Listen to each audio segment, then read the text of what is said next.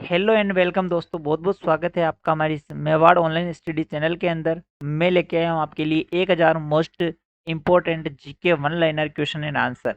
तो इस सीरीज का अपना ये 7वां वीडियो है दोस्तों। तो चलिए आज के इस वीडियो को शुरू करते हैं। तो अपना क्वेश्चन आपके सामने ये रहा। राजस्थान ने अपनी जनसंख्या नीति की घोषणा कब की? तो इसका राइट आंसर हो जाएगा दोस्तों सन 2000 के अंदर राजस्थान ने अपनी जनसंख्या नीति की घोषणा की थी। उसके बाद सेक्शन 2, भारत में सर्वप्रथम जनसंख्या नीति की घोषणा करने वाला राज्य कौन सा है? तो वो हो जाएगा अपना आंध्र प्रदेश, जो सर्वप्रथम जनसंख्या नीति की घोषणा करने वाला राज्य है। उसके बाद विश्व में प्रथम दशकीय जो जनगणना होती है वो कहाँ की गई है? तो इसका राइट आंसर है अमेरिका के अंदर की गई है। उसके बाद भारत में प्रथम जनगणना कब की गई है? तो इसका राइट आंसर है 1872 के अंदर भारत में प्रथम जनगणना की गई है। विश्व में सर्वप्रथम जनसंख्या नीति की घोषणा करने वाला देश कौन सा है? तो इसका राइट आंसर है भारत। फिर उसके बाद भारत में सर्वप्रथम जनसंख्या नीति किस राज्य ने घोषित की? यानी सर्वप्रथम जनसंख्या जो नीति है वो किस राज्य ने घोषित की? तो वो अपना आंध्र प्रदेश हो जाएगा दोस्तों। फिर उसके बाद विश्व में प्रथम आधुनिक जनसंख्या जो गणना है वो कब की गई है? यानी जनगणना कब की गई है? तो इसका राइट आंसर हो जाएगा 1749 के अंदर। भारत में व्यवस्थित रूप से जनगणना कब की गई है? तो इसका राइट आंसर हो जाएगा दोस्तों 1881 ईस्वी के अंदर भारत में व्यवस्थित जनगणना की गई है। भारत में 2011 की जनगणना किसके निर्देशन में हुई है या की गई है? तो इसका राइट आंसर है सी चंद्रमौली के निर्देशन में की गई है। भारत में 2011 की जनगणना का शुभारंभ कब हुआ है? तो इसका राइट आंसर है 1 अप्रैल 2011 को। सर्वाधिक जनसंख्या वाला महाद्वीप कौन सा है? इसका राइट आंसर है एशिया महाद्वीप, जो सर्वाधिक जनसंख्या वाला महाद्वीप है। विश्व में सबसे कम जनसंख्या वाला देश कौन सा है? तो इसका राइट आंसर है दोस्तों वेटिकन जो सिटी है वो देश विश्व में सबसे कम जनसंख्या वाला देश है। फिर उसके बाद 2011 में सर्वाधिक महिला पुरुष जनसंख्या वाला राज्य कौन सा है? तो ये मध्य प्रदेश हो जाएगा दोस्तों, जहाँ पर सर्वाधिक महिला और पुरुष जनसंख्या है। फिर उसके बाद 2011 में सबसे कम महिला पुरुष जनसंख्या वाला राज्य कौन सा है? तो वो हो जाएगा सिक्किम, जहाँ पे सबसे कम महिला पुरुष है 2011 की जनगणना के अनुसार। फिर उसके बाद है 2011 में सबसे कम अनुसूचित जनजाति जनसंख्या प्रतिशत वाला राज्य कौन सा है? तो इसका राइट आंसर है दोस्तों मिजोरम। ये प्रतिशत के अंदर पूछा है दोस्तों, ये ध्यान रखना। फिर उसके बाद है राजस्थान की जनसंख्या भारत की जनसंख्या की कितने प्रतिशत है? तो इसका राइट आंसर है 5.66%। यानी राजस्थान की जो जनसंख्या है वो भारत की जनसंख्या का कितना प्रतिशत, अगर ऐसा क्वेश्चन आपको पूछे तो 5.66% हो जाएगा। उसके बाद राजस्थान में ऊंट महोत्सव का आयोजन कहाँ होता है? तो इसका राइट आंसर है बीकानेर में, राजस्थान में ऊंट महोत्सव मनाया जाता है। फिर आता है अपना मरु महोत्सव कहाँ मनाया जाता है या किस जिले में मनाया जाता है? तो ये हो जाएगा अपने जैसलमेर के अंदर मरु महोत्सव मनाया जाता है। फिर आता है अपना थार महोत्सव। तो थार महोत्सव कहाँ मनाया जाता है? तो वो बाड़मेर जिले के अंदर मनाया जाता है दोस्तों, थार महोत्सव। फिर उसके बाद बागड़ जो मेला राजस्थान के किस जिले में लगता है? तो इसका राइट आंसर है डूंगरपुर जिले के अंदर बागड़ मेला लगता है। फिर 2011 की जनगणना के अनुसार भारत की जनसंख्या कितनी है वो आपको बताना है। तो 121 करोड़ है दोस्तों लगभग।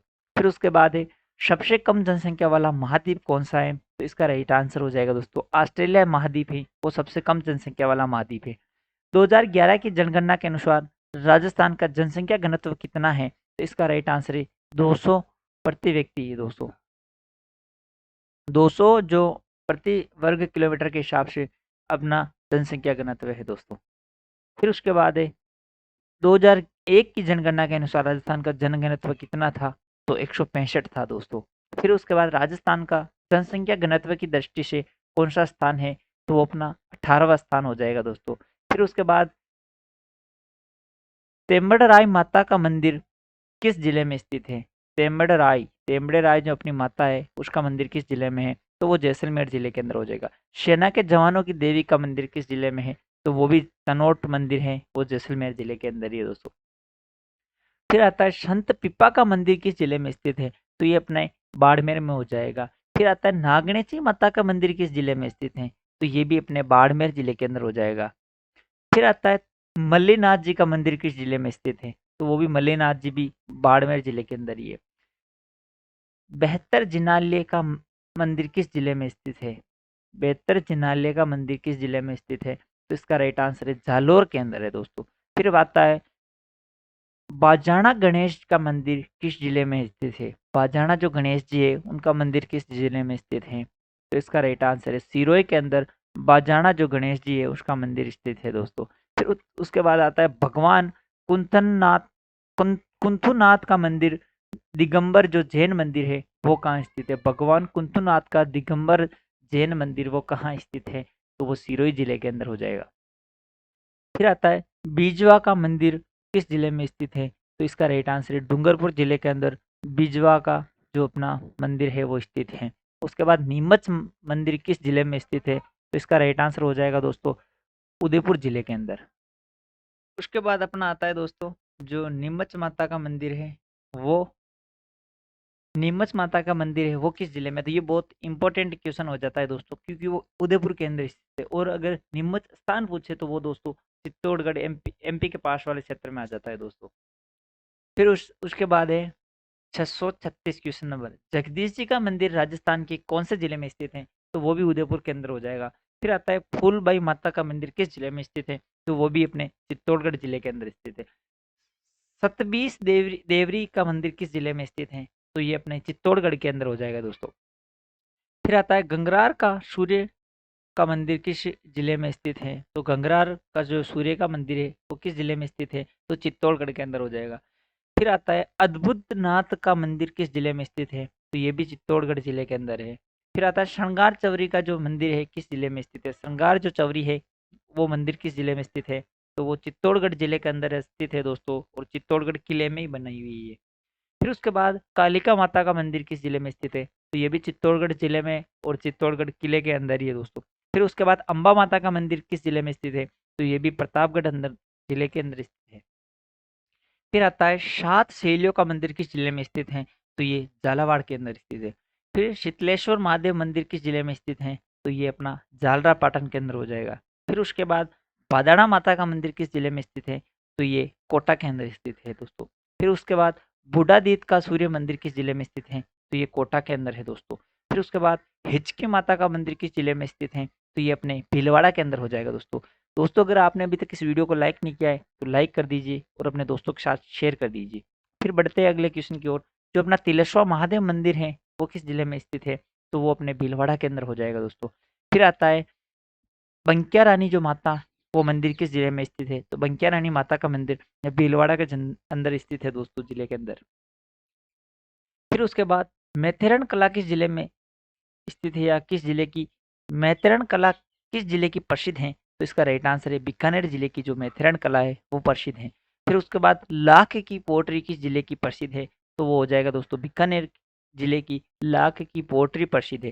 फिर उसके बाद सुनहरी टेराकोटा जो किस जिले का प्रसिद्ध है? तो वो बीकानेर जिले का सुनहरी टेराकोटा प्रसिद्ध है दोस्तों। फिर आता है दर्पण का कार्य राजस्थान के किस जिले में होता है? तो वो जैसलमेर जिले के अंदर होता है दोस्तों। फिर उसके बाद हाथी दांत की जो चूड़ियां है वो राजस्थान के किस जिले की प्रसिद्ध है? तो ये हो जाएगी अपने जोधपुर की जो हाथी दांत की चूड़ियां है वो प्रसिद्ध है दोस्तों। चंवरी कर की राशि कितनी निर्धारित की गई थी? जो अपना पुराने जमाने में इतिहास में चंवरी कर लिए जाता था राजाओं के द्वारा, तो उसकी राशि 5 रुपए थी दोस्तों। फिर उसके बाद झालावाड़ प्रजामंडल की स्थापना कब की गई है? तो वो 25 नवंबर 1946 को की गई है। ये मोस्ट इंपोर्टेंट क्वेश्चन है दोस्तों। फिर उसके बाद राजस्थान के लिए सर्वप्रथम राजपूताना शब्द का प्रयोग किसने किया? तो जॉर्ज थॉमस ने किया था दोस्तों। और जॉर्ज थॉमस राजस्थान में किस क्षेत्र में सर्वप्रथम आए थे? तो उनका राइट आंसर है दोस्तों शेखावटी क्षेत्र में सर्वप्रथम ये जॉर्ज थॉमस थे तो राजस्थान में आए थे। फिर उसके बाद भारत के इतिहास का पिता किसे कहा जाता है? तो भारत के इतिहास का पिता वेद व्यास जी को कहा जाता है। फिर उसके बाद महाभारत ग्रंथ की रचना किसने की? तो ये वेद व्यास जी ने की है दोस्तों। फिर उसके बाद विश्व के इतिहास का पिता किसे कहा जाता है? तो ये राइट आंसर है इसका दोस्तों हेरोडोटस को विश्व के इतिहास का पिता कहते हैं। फिर आता है राजस्थान की सबसे पिछड़ी रियासत कौन सी है? तो ये जैसलमेर रियासत है वो दोस्तों राजस्थान की सबसे पिछड़ी रियासत है। एकीकरण के समय राजस्थान में कुल कितने ठिकाने थे? तो कुल 3 ठिकाने थे दोस्तों। कौन कौन से? एक तो अपना नीमराणा, एक लावा और एक कुशलगढ़ दोस्तों, ये 3 ठिकाने थे। फिर उसके बाद गोद निषेध नीति का जनक किसे कहा जाता है? तो इसका राइट आंसर है लॉर्ड डलहौजी को गोद निषेध नीति का जनक कहा जाता है। राजस्थान का प्रथम मुख्यमंत्री कौन था? तो वो हीरालाल शास्त्री था दोस्तों। फिर उसके बाद राजस्थान में प्रथम विधानसभा का गठन कब किया गया है? तो राजस्थान में 29 फरवरी 1952 को प्रथम विधानसभा का गठन किया गया है। राजस्थान की प्रथम विधानसभा में कुल कितने सदस्य थे? तो कुल हमारे 160 सदस्य थे दोस्तों। राजस्थान की जो प्रथम विधानसभा हुई थी उसके अंदर। राजस्थान में वर्तमान में विधानसभा सदस्यों की संख्या कितनी है? तो वो 200 है दोस्तों। फिर उसके बाद राजस्थान में वर्तमान में जो अपने विधानसभा अध्यक्ष हैं वो कौन है? तो वो उसका राइट आंसर हो जाएगा कैलाश जी जो मेघवाल हैं, वो वर्तमान में विधानसभा अध्यक्ष हैं। फिर राजस्थान राजपूताना स्टेट जो एजेंसी है उसका मुख्यालय कहाँ है? तो उसका मुख्यालय अपने कोटा के अंदर था दोस्तों। फिर उसके बाद राजस्थान में शासन सचिवालय की स्थापना कब की गई है? तो 1949 के अंदर राजस्थान में जो अपना शासन सचिवालय है उसकी स्थापना की गई है। फिर आता है महाराष्ट्र में शासन सचिवालय को किस नाम से जाना जाता है? तो वो मंत्रालय के नाम से जाना जाता है और अपने राजस्थान में शासन सचिवालय के नाम से जाना जाता है। सचिव के पद का सर्जन किसने किया है? तो इसका राइट आंसर है लॉर्ड डलहौजी ने सचिव पद का सर्जन किया है दोस्तों। पंचायती राज का जनक किस समिति को माना जाता है? तो वो हो जाएगा बलवंत राय जो मेहता समिति थी उसे पंचायती राज समिति का जनक माना जाता है। फिर उसके बाद भारत का संवैधानिक प्रधान कौन होता है? तो इसका राइट आंसर है जो अपना राष्ट्रपति होता है वो भारत का संवैधानिक प्रधान होता है। बेलूर महोत्सव राजस्थान के किस जिले में लगता है? तो वो बाड़मेर जिले के अंदर लगता है दोस्तों। फिर आता है राष्ट्रपति का मासिक वेतन कितना होता है? तो वो होता है 1,50,000 पर मंथ के हिसाब से दोस्तों। फिर उसके आगे आता है मौलिक कर्तव्य किस समिति अनुशंसा पर जोड़े गए हैं? तो मौलिक कर्तव्य सरदार स्वर्ण सिंह समिति के अंदर जोड़े गए, इसकी मतलब अनुशंसा पर जोड़े गए दोस्तों। फिर उसके बाद मौलिक कर्तव्य किस संशोधन में जोड़े गए? तो वो अपने संविधान के 42वें संशोधन में मौलिक कर्तव्य जोड़े गए दोस्तों। फिर उसके बाद महात्मा गांधी का जन्म कब हुआ है? तो वो 2 अक्टूबर 1869 को महात्मा गांधी का जन्म हुआ है। असहयोग आंदोलन की शुरुआत कब हुई है? तो वो 1 अगस्त 1920 को हुई है दोस्तों। चोरा चोरी कांड कब हुआ है? तो चोरा चोरी कांड ये मोस्ट इंपॉर्टेंट है, फरवरी 1922 के अंदर हुआ है दोस्तों चोरा चोरी कांड।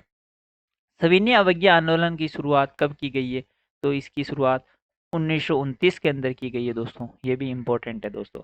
कौन सा अनुच्छेद भारतीय संविधान की मूल आत्मा कहलाता है? तो ये अनुच्छेद 32 है दोस्तों, ये भी बड़ा इंपॉर्टेंट क्वेश्चन है। फिर उसके बाद भीमराव अंबेडकर की जयंती कब मनाई जाती है? तो वो इसका राइट आंसर हो जाएगा दोस्तों 14 अप्रैल के दिन भीमराव अंबेडकर जयंती मनाई जाती है। फिर उसके बाद है बहिष्कृत भारत पत्रिका का संपादन किसने किया है? तो इसका राइट आंसर हो जाएगा दोस्तों भीमराव अंबेडकर ने किया है बहिष्कृत भारत पत्रिका का संपादन।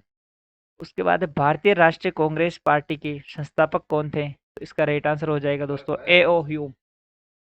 उसके बाद आता है दोस्तों अपना जो भारतीय राष्ट्रीय कांग्रेस पार्टी के संस्थापक कौन है? तो वो A.O. ह्यूम हो जाएंगे दोस्तों।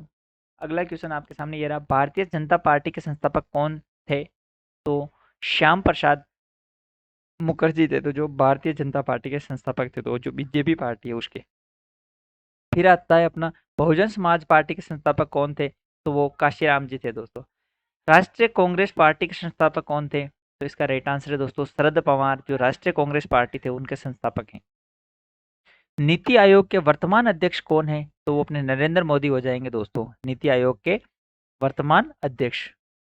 फिर उनके बाद नीति आयोग के वर्तमान उपाध्यक्ष कौन है? तो वो अरविंद पनगड़िया, जो वर्तमान नीति आयोग के उपाध्यक्ष हैं दोस्तों। उसके बाद राजस्थान में अंत्योदय जो योजना चलती है वो कब लागू की गई है? तो वो 1977-78 के अंदर ये योजना लागू की गई है। राजस्थान में सबसे कम जनसंख्या वाली रियासत कौन सी है? तो वो हो जाएगा अपने शाहपुरा जो रियासत है वो भीलवाड़ा के अंदर है दोस्तों, तो वो सबसे कम जनसंख्या वाली रियासत है। फिर उसके बाद भारत की क्षेत्रफल में सबसे बड़ी रियासत कौन सी है? तो वो अपनी हैदराबाद रियासत हो जाएगी दोस्तों। फिर आता है अपना बूंदी प्रजामंडल की स्थापना कब की गई है? ये मोस्ट इंपॉर्टेंट है दोस्तों, तो ये 1931 के अंदर की गई है। फिर उसके बाद बीकानेर प्रजामंडल की स्थापना भी कब की गई है? तो वो आपको 4 अक्टूबर 1936 के अंदर की गई है, ये भी मोस्ट इंपॉर्टेंट है दोस्तों। फिर आता है अपना अलवर प्रजामंडल की स्थापना कब की गई है, तो ये भी मोस्ट इंपॉर्टेंट है, 1938 के अंदर की गई है दोस्तों। फिर उसके अंदर है शाहपुरा प्रजामंडल की स्थापना कब की गई है, तो ये 18 अप्रैल 1938 के अंदर शाहपुरा प्रजामंडल की स्थापना की गई है दोस्तों। तो ये अपना आज का अंतिम क्वेश्चन है दोस्तों। अगर आपको वीडियो अच्छा लगा है तो हमारे इस चैनल को लाइक करें, अपने दोस्तों के साथ शेयर करें और इस चैनल को सब्सक्राइब करें। मिलते हैं अगले नेक्स्ट वीडियो में। जय हिंद, जय भारत दोस्तों, वंदे मातरम।